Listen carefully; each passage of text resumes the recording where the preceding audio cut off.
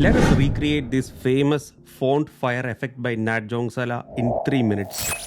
Let me start by putting a grid, on top of which let me add a vignette effect which I dragged and dropped from the effects tab here. On top, let me add a snow falling with alpha overlay. I'll leave a link to the actual assets in the description. The asset is from Motion Array, which is a paid asset. On top, I've added a falling $100 bills loop and I have reduced the opacity to 23% and put the blend to normal. On top, let me add an Gothic PNG image. Right click, create a compound clip, drag and drop the black and white filter on top of that, align it to the center. On top, let me add a text and the font is Bebas Neue. Let me align it right at the center.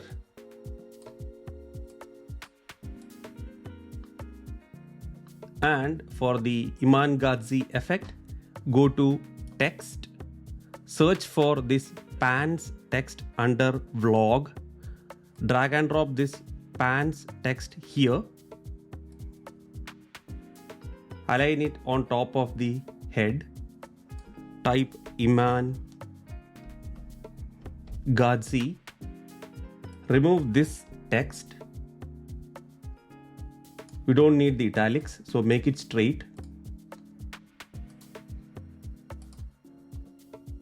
The font is called Gothic, which is something already available within Capcut.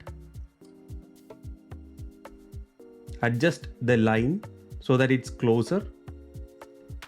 Align it to the center. Change the color to orange. Expand this. And add a flash vibration on top of the text with the following values of atmosphere 100, bring back the color to 0, glow to 24, range to 18 and speed set to 0.